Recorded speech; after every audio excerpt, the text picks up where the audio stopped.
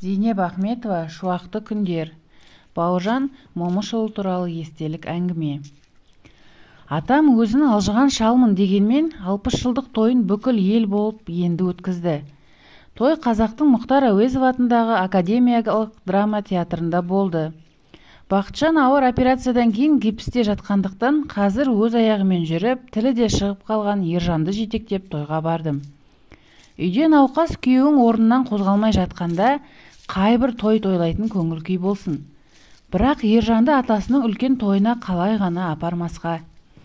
Атамызды кейінгі енеміз және оның қызы бәрі өздеріне арналған құрметті орнында сахнада отырды. Халық көп, ине шаншар орын жоқ. Түрегеп тұрған адам қаншама. Осының бәрі оқшау туған, ақиық, асыл ұлын қадірлей білетін халқымыздың жүрегінің лүпілі, шексіз сүйіспеншілігінің куәсі еді.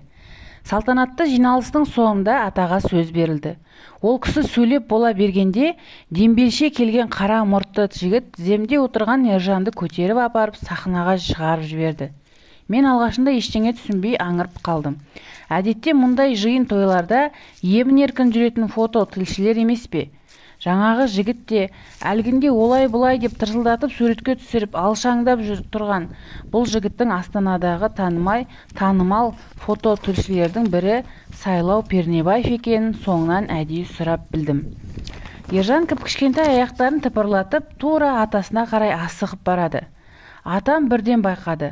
Балаға қарай екі қолын созып ұмтыла бергенде, аяғы микрофонның ба, телестудия аппараттарының ба әйтеуір айқыш-ұйқыш бір сымдарға сүрініп кетті. Бүкіл зал ах дегенде естілді маған. Жоқ, атам құламады. Еңкейе беріп, сондай ширақтықпен немересін жерден іліп алып, лезде бойын түзеді. Ержанның бетін залға қаратып, басынан асыра көтеріп, «Мынау да Момышұлы үшінші, менің немерем Ержан» деп айқай салды.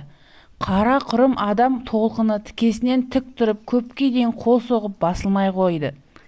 Мамамыздың көзін көрген, Бақытжанның өмірін жақсы білетін талай апайлар қуаныш үстінде көз жастарын сүртіп жатты. Астанадағы осы тойды өткізерден 3 ай бұрын атамды Жамбылға, туған еліне 60 жылдығын өткізуге шақырғанды. Атам Ержан екеумізді ала кетті. Бақытжан онда ауырған жоқ болатын. Өзі апамның үйінде, сол кісінің қасында қалып, бізге барып келуге рұқсат етті. Содан тойға да кетіп, 2 ай дегенде Ержан екеуміз үйге бірақ оралдық. 2 ай күтсек те тойға қатыса алмадық. Бақыт ауырып қалды. Атам тойдың алдында демалмақшы болып, Билікөлге жақын жердегі Берікқара демалыс орнына келдік. Бұл жерде дайын тұрған асхана жоқ. Атам мен Ғайникамал енеміздің күтімін жасау тікелей менің міндетім еді.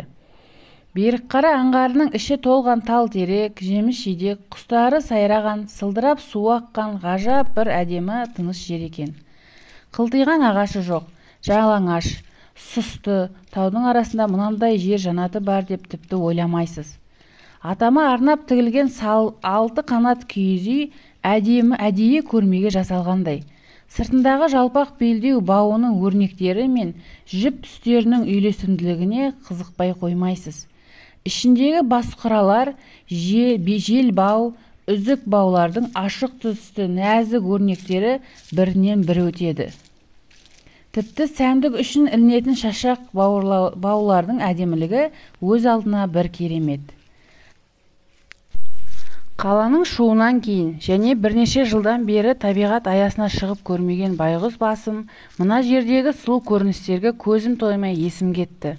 Атам киіз үйге біз жеке-жеке салынған ықшам ыңғайлы үйлердің біріне орналастық. Өзімізбен өзіміз жатқан тыныштығымыз көпке бармады. Бір жеті өтпей-ақ сәлем беруге, дидарын көруге, батасын алуға, әңгімесін тыңдауға жан-жақтан жұрт ағылып келе бастады. Айналаны қызықтауға қол тимейтін қызу күндер мен үшін енді басталды.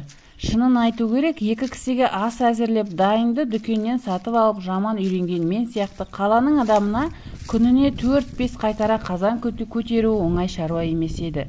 Қайткен күнде де шыдау керек болды. Шыдау керек деп айтуға оңай. Бірінші рет қойдың басын үйткенімде құйқасының бәрін күйдіріп алдым. Ол аз дегендей табаға салған наным көк аязданып шала пісті. Қолымнан дым келмейтін бейшаралығыма ыза болып, өз жанымды өзім жеп түксүйдімде қалдым. Сол күні ыдыс-аяғымның салдыраған дауысы күндегіден басқаша шығып жатты. Зейнеп, кел бері деген атамның ызғарлы даусын кінәлі болғанымды түсіндім. Атам ашуланғанда атымды атап шақыратынын біліп қалғам. Тыныштық болса, балам деп дауыстар еді. Үні де ызғарлы шықпас еді. Ағаш саясында отырған атама жақындадым. Қазір машина шақыртам, кет Алматыға деді. Әрбір сөзі тістеніп тісінің арасынан шықты. О не, Бауке деп Ғайникамал апай бір тықырды сезгендей бізге қарап қадамын жылдамдатты. Әй, Маржабай, жолына ақша бер, кетсін, көзіме көрінбей деп үдей түсті. Кінәмнің анық не екенін білмеймін. Оны ойлап талдауға шамам да жоқ. Сабыр етші, бас жарылып қол сынғандай не болып қалды сонша? Байғұстың есін шығардың ғой, деді апай сабырлы үнмен. Тапқан екенсің ес шығатын кісіні. Бәледен де қорықпайды деп тым қатты кетті. Ақырын бала ұйықтап жатыр, шоштасың. Жайлап түсіндірсеңші не болғанын деп апай басып сөйледі. Атам елге демалдыруға, тойға әкеліп, енді тамағын істетіп, қаптаған қонағын күткізіп қойды деп қабағынан қар жауып жүргенін неге көрмейсің деп апайға адырая қарап зекіріп жіберді. Енді түсіндім ашудың себебін. Қуса қуып жіберсін, неде болса түсіндіріп айтпақшы болып, аузымды ашқаным сол еді, қара басып тілімнің ұшында тұрған сөздің быт-шыты шықты. Басым күйіп, не? Атамның айқайы бүкіл аңғардың ішін жаңғыртып жібергендей. Осы арада мен де айтар сөзімді жұптап үлгердім. Ата, мен жұмыстан қашпаймын. Қойдың басын күйдіріп алдым. Наным шала пісті. Соған ыза болып өзіме ашуланып жүрмін дедім. Енді не болар екен? Мен ойлап үлгергенімше, атамның ох-охаланғаны, оған апайдың сыңғыр күлкісі қосылғанын естіп, дым түсінбей басымды көтердім. Соншама мәз болып жатқан ата енеме не болды дегендей аңқайып қарап қалыппын. Атамның мінезіндегі лезде ауысып жататын көңіл күйдің қырларына мен әлі үйренбегенмін. Тіпті білмеймін де. Жаңа ғана қаңтардың аязындай қарып бүрістіріп еді, от айланғандай жаздың жайдары күніндей жайнап шыға келді. Күліп болған соң атам байсалды үнмен, жаман әйел ыдыс-аяқтан өшін алады. Сен менің баламсың, жаман болуға хақың жоқ.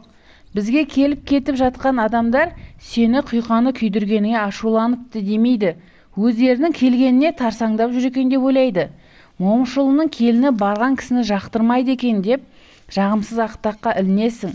Кім келсе де жылы жүзбен, ашық қабақпен қарсы алғын. Егер қадірін кетіріп жатқан қонақ болса, қалай шығарып салуды өзім де білем. Сен маған қарама. Үлкен кіші демей дәміңді алдына тартып сыйлап аттандырғын. Бүгін ертең ауылдан үрзара келеді. Біраз уақыт бөгілдіре тұрамыз. Талай нәрсені үйретеді. Ал шыныңды айтқаныңа ризамын. Енді шаруаңа бара бер деді. Атамның Әбділда деген жақсы көретін інісі бар еді. Бұл кісі Ұшқан ұя кітабындағы аты жиі айталатын мінезі қызық, ақ көңіл, Момынқұл атамыздың баласы. Атам екеуі ағайынды кісілердің ұлдары. Үрзада сол Әбділда атамның жұбайы. Кіші апамның келетін хабарына шынымен қатты қуандым.